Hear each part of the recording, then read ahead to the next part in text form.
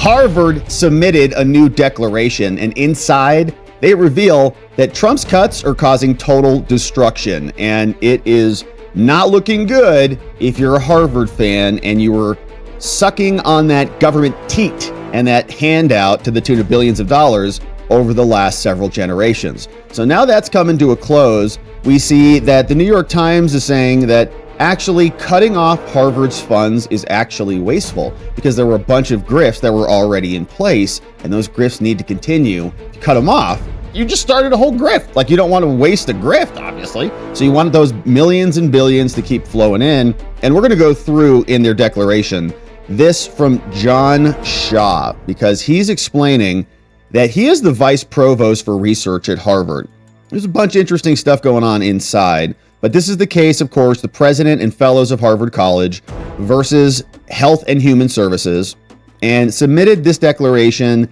And there were many different cuts and there were many different lawsuits. This one is versus Health and Human Services. So it's going to be focused on more of that subject matter. But there was another lawsuit that was filed also in Massachusetts, also by Harvard, for other cuts in other arenas. So they submitted a bunch of stuff, and we've been seeing this. The Harvard people have just gone bananas, man. They're all coming in, like the whole law review team, half the faculties. Oh, we hate Trump, so how about we just put our Harvard degrees to good use and start these lawsuits? But they submitted this declaration, and they're essentially at this point trying to show the harm, trying to show the damage that these cuts are causing, which is always enjoyable to watch because every single cut for Harvard is a gain for America. So that's why we're excited about it. And of course, there's going to be people who are going to lose their jobs and their research is going to have to go and get funded elsewhere and all of those things.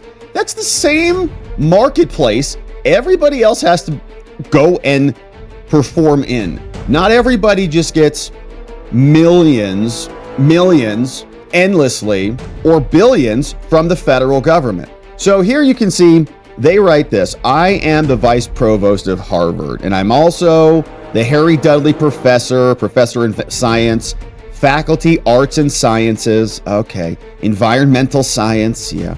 And he also does applied sciences. And I make this declaration in support of Harvard's motion for summary judgment. This is why we should win, and you should make Trump give us that money.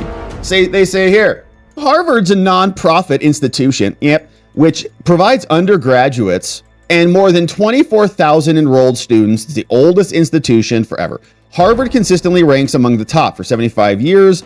For 75 years, Harvard's research efforts have been supported by the federal government. We know. We're sick of it.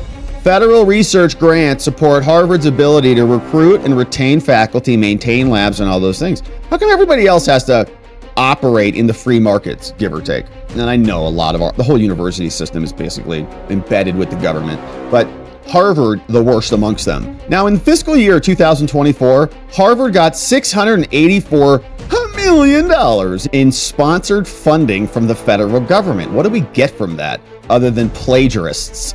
Now, as of April 14th, Harvard was a recipient of all these active grants. Look at this: NIH, HHS, OPM, USDA, Department of Education, DOJ, Energy, DOD, NASA, HUD, everything, okay? Because what happens is this big incestuous relationship. You go to Harvard, you get your degree in environmental science, then as soon as you leave Harvard, they go, wow, all the other Harvard people who are at the USDA and let's say DOE and maybe Department of Agriculture, like, wow, because they were all embedded over there from Harvard. They say, wow, he went to Harvard. He's going to be so good over here. And they bring him over. And then once the Harvard people are over there, they're like, you know what we need? More research. You know who's good at research? Our friends at Harvard. You go, stop it. And then they just use our money to fund the whole grift. Now, the federal research funding that Harvard receives supports, for example, critical, cutting-edge medical research, cancer research, cancer. So, of course, we hate cancer. We want cancer to be eliminated. but they're going to give us the parade of all of the amazing things that they're doing. Infectious diseases, microbiome research, toxin reduction research. These are all the things that they're doing. They're going to give us some specifics. These are just the broad categories. Biotechnology. Now, I want to know specifically, like, we're for these things, by the way. Technological innovation, military advancements, blah, blah, blah. Great. Thank you for the nice list. We appreciate your nice list. We care about those things too. And if you said, hey, can you justify what you're doing with $600 million? I'd probably put a list together like that too. Probably just throw it into ChatGPT. Say, hey, what's a list of like things that I could spend $600 million on? Like, I know, cancer, infectious diseases, and microbiomes. Yeah, I know. So it's a lot of money. Now, scientific, they say we currently employ 1,800 research staff and faculty, 730 graduate students and more. They say now Trump unleashed the bloodbath. On April 14th, immediately after the government's announcement that it was freezing $2.2 billion in our money in multi-year grants and $60 million in multi-year contracts, Harvard administrators and faculty began receiving stop work orders and notices of termination. Federal government says that's canceled, and that's canceled, and that's canceled. On May 6th, here you go. So these are the actual things that were canceled. And again, I am not for, just because we make fun of these grants and because I've got my doubts about the grants and the efficacy, the efficiency of government bureaucratic grants that are going to liars and plagiarists at Harvard. You think, okay, I am not for, just to be clear, pediatric HIV or AIDS. I'm not for that, clearly. But do I think that this grant that awarded $88 million to Harvard to research pediatric HIV grants, and specifically, 88 million specifically, studying uninfected and children with perinatal HIV exposure in young adults with perinatal HIV to understand the short and long-term outcomes of HIV infection and antiretroviral medications. Do I think that is a good use of $88 million, or that $88 million is going to anything that will solve that problem? Probably not. I would say a tiny percentage might be valuable work that's going out of that. But if I had to guess, it's a 90% of the rest of that is grift. That is going to just studies and just a big, just research analysis, whatever. And they just do whatever they want to do, essentially. Now, if that 88 million was providing demonstrable progress, and they said, hey, no, we're actually on the verge of this thing. What we're doing is we're identifying like why the babies that are coming out when the mom has HIV, the baby doesn't. Is there some antibody in there, some antiviral thing going on? And so we found it, we're isolating it, and we're going to be able to take that and then use that for everybody. And here's the study. We're going to create this therapeutic. It's going to come out and cure cancer for everybody. Okay, that's great. But I need to see more than that. Otherwise, that 88 million is just not to understand short and long-term outcomes. Okay, I can help you understand the outcomes. They're not good. We need a cure. So can you help us with that?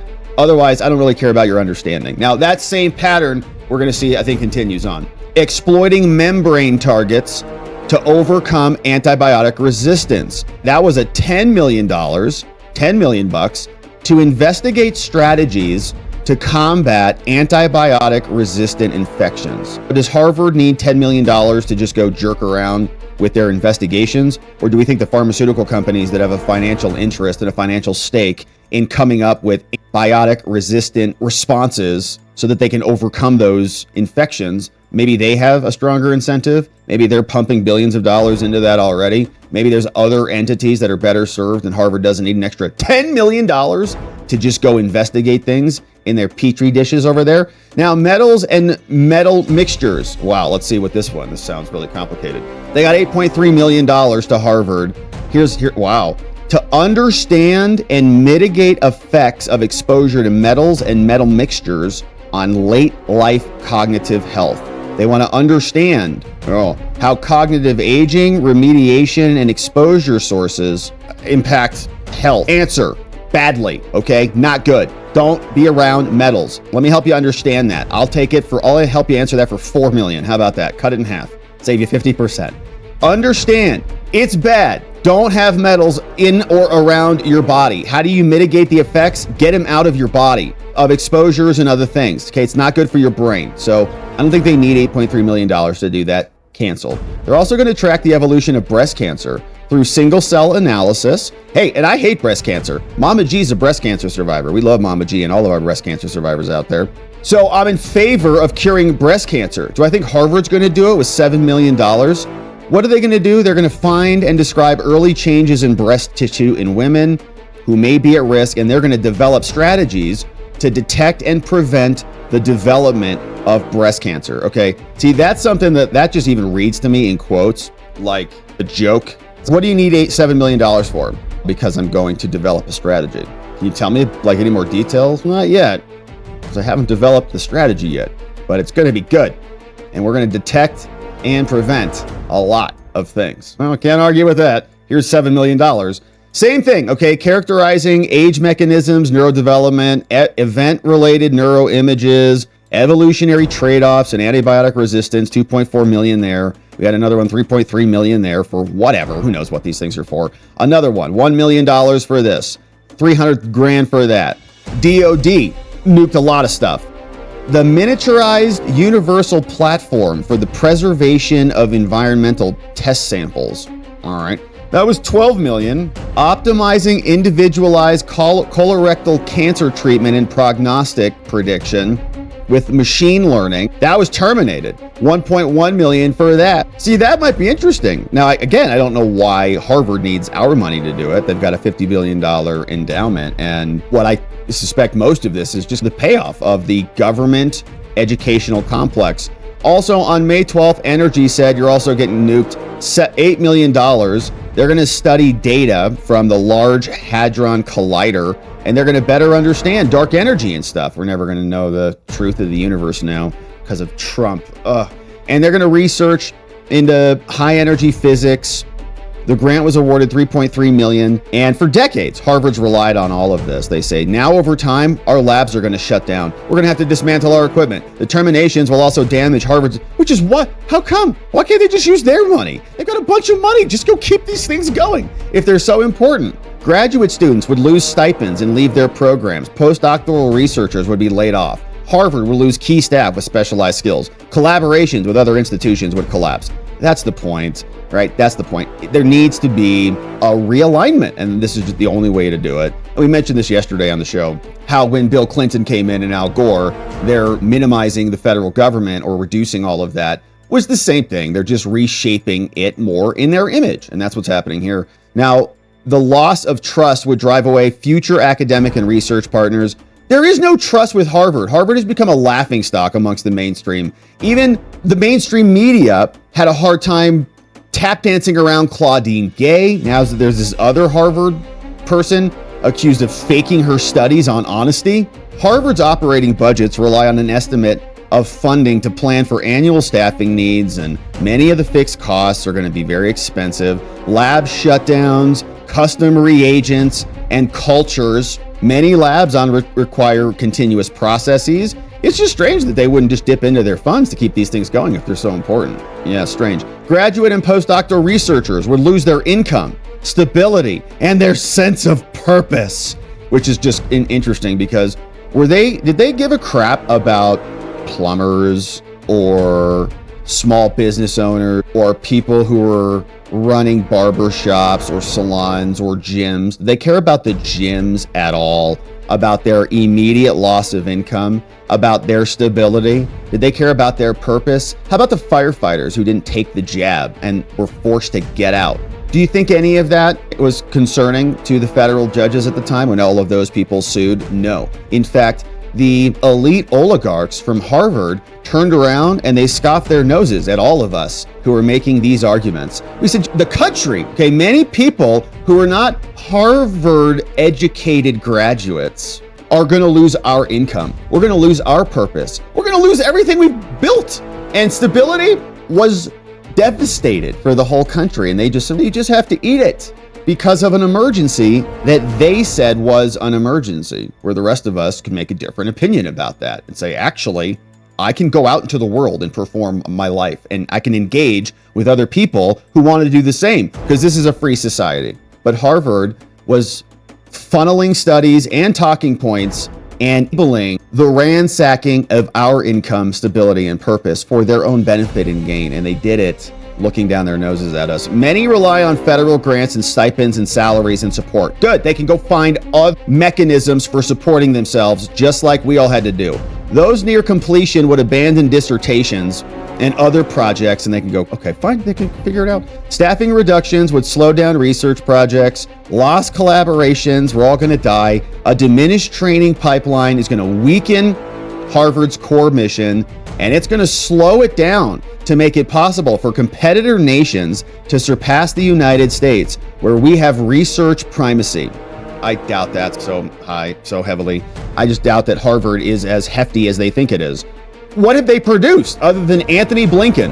Harvard directly employed over 18,000 Massachusetts residents. Yeah, exactly right. Harvard frequently collaborates, and Massachusetts is a disaster. It is a blue anti-American disaster in many ways. We just saw judges there yesterday doing everything they can to stop Trump from firing any of Massachusetts. Harvard frequently collaborates with other people. They also are part of this Muppets program, which does, I guess, research about biological threats. Harvard cannot also cover the funding gap. Good.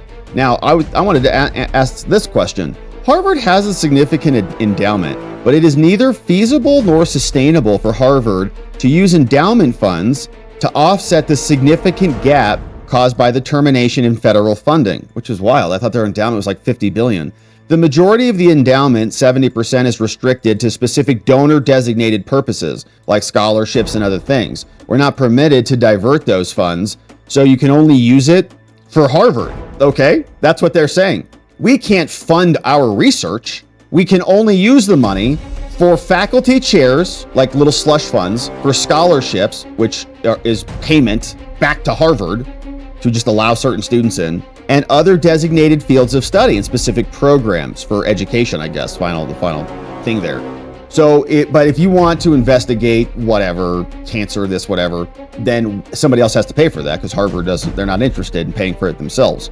Now, a nonprofit institution, they reinvest nearly all of its revenue, $2.5 billion distributed from its endowment to mission-critical activities, leaving little margin. So unlike for-profit organizations, they don't generate significant surpluses. After sponsored research and support endowment, Harvard's next largest revenue is tuition, but the university cannot simply increase tuition rates. Now, even if Harvard could draw on its endowment to replace the funding, it's going to harm the university. It's not a general reserve. It's made up of a ton of money, and our funds are limited. And the annual endowment payout was already $2.4 billion, and now it's 24,000 students we're educating, and program quality will fail. And so it's going to hurt every single part of the institution. And so Harvard needs that money. Signed by John Shaw, Harvard University Vice Provost. So you can see, man, those cuts have them absolutely freaked. Everything's being cut. And this is like the good list. Okay, so just to be clear. So if there's 2.4 billion, how much did they account for in a couple of these studies? Not a lot. 2.2 billion in multi-year grants canceled, 60 million in multi-year contracts canceled, but 88 million, that was like the big one. But then you got 10, you had 88 plus 10, we'll go 98 plus 7. Okay, are you getting up to 2.2 billion with all of these? 1.1 millions? No. 8 million? No. Probably what, like, I don't know, 200 million maybe totally? Like that they're talking about that's quantified on this document, maybe 200 million bucks that he identified. Okay, great. So of the 200 million, where did the rest of the 484 million go in that sponsored funding? Just using some of their numbers. So they got 2024, 684. Let's say he just quantified 200 million that are like the biggest, like most important ones. Where'd the rest of the 400 million go? What was that for? Was that for your little comic book theses, PhD studies in the Sub-Sahara involving multiple genders or whatever they were? Okay, so now it's time for Harvard to revise its efforts to be more in alignment with an actual university that's an actual responsible steward of the taxpayer dollars.